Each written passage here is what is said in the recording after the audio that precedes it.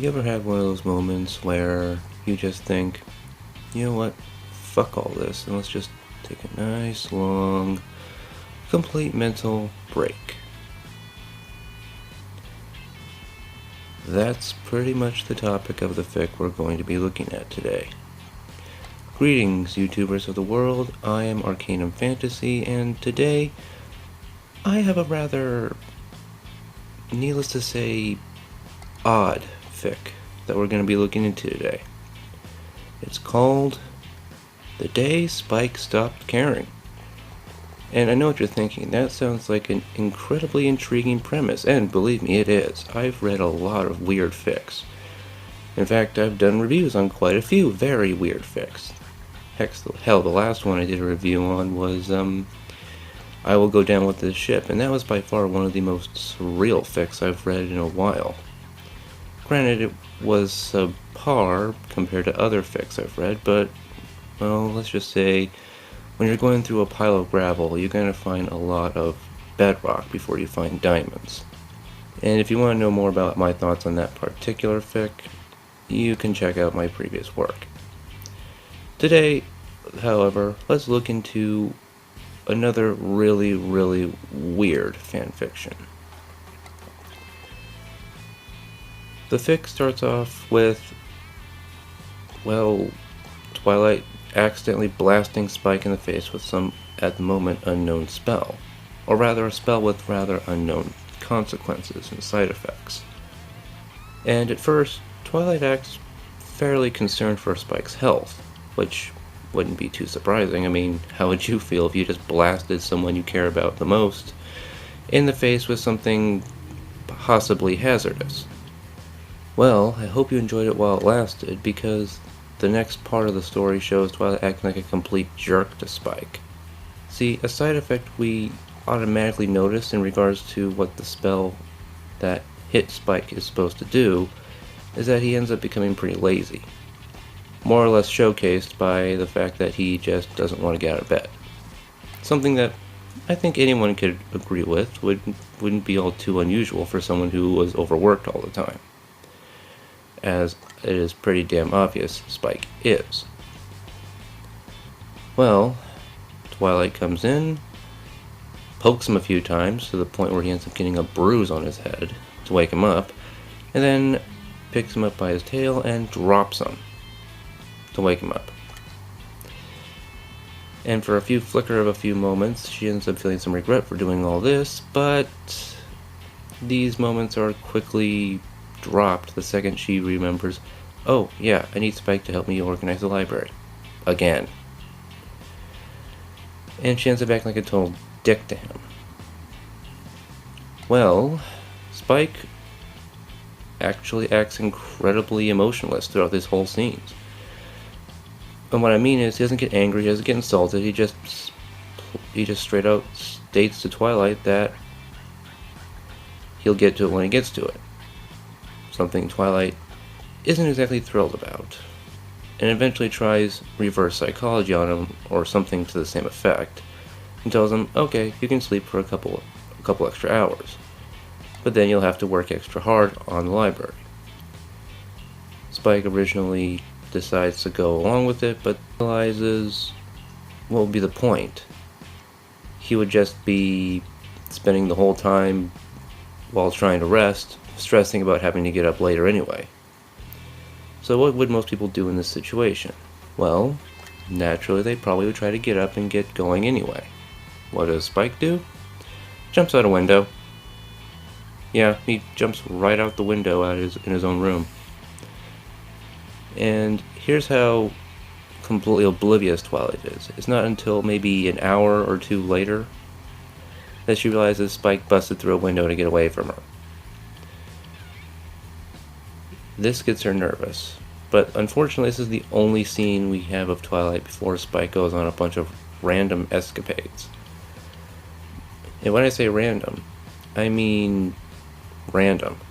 Like, just on a whim, he decides to go over to Sugar Cube Corner to eat literally everything off the menu. Then decides to go confess to Rarity. Then decides to go to Cloudsdale.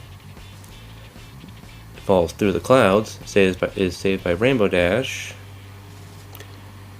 who is honestly surprised by how, well, fine he is with falling to his death from 30,000 feet in the air. And after Rainbow saves him, she, I kid you not, sprinkles some magic dust she gets a hold of onto Spike so he doesn't fall to his death the next time he steps out of the weather balloon to get into Cloudsdale. And it just gets weirder and weirder from there. I would go into more detail as to what happens in Cloudsdale, but honestly, just reading this thing gave me a migraine. I mean, I'm all for fun and ridiculous stories from time to time. I mean, they keep the serious stuff looking more serious, and they keep the average stuff looking a little less average. But good lord, was this thing just a clusterfuck. But I will admit, I did laugh a few times here and there, and that made it a rather enjoyable story. However, there are so many errors with this thing, I don't even really know where to start.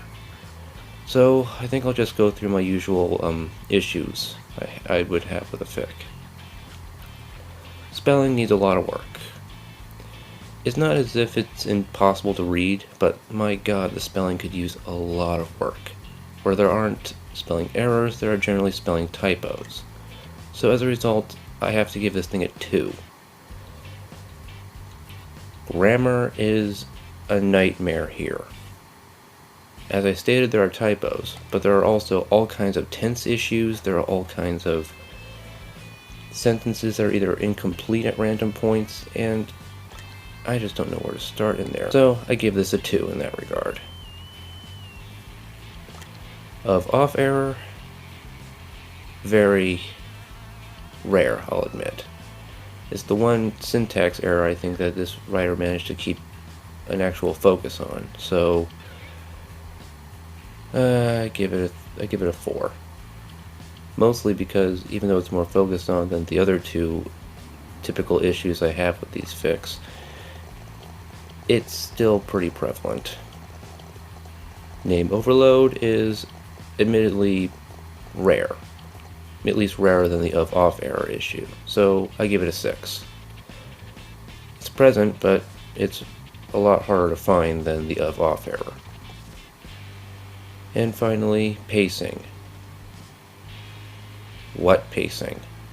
I get that this fic is supposed to take place in the span of a day, but oh my god, this thing has so much pacing issues that I don't even know where to really begin. Oh, wait. Actually, I do. First off, character interaction is just butchered. Shit between characters is just shoehorned at random points. Plot direction is just non-existent, to the point where the writer just seemed to be making this all up as he went along. And it seemed more like the fic was just kind of originally aiming more for this.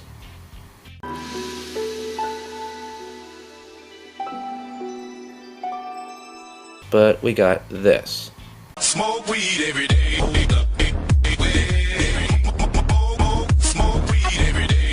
So as a result, I have to give this thing a pacing score of 0. Yeah, the very first time I ever gave something a 0 for pacing. Congratulations. Overall, this fic is funny, but more in the fact that it just seems like the writer himself just didn't care what they were putting on paper, as opposed to Spike. And while I may not be a particular fan of this fic, I will admit that in the sequel, The Day Spike Kind of Cared, there is a monumental improvement in both pacing and comedic value, and the writer at least seems to be trying to put more effort into it. I can at least give them that, and highly recommend the sequel, while the prequel it's an unusual clusterfuck. So, overall, I give this thing a 3. And with all that said, you all know what to do. Like, comment, subscribe, and if you're feeling particularly generous, stop by my Patreon account and leave a small donation. After all, every little bit helps. Now, see you all in the next review, every pony.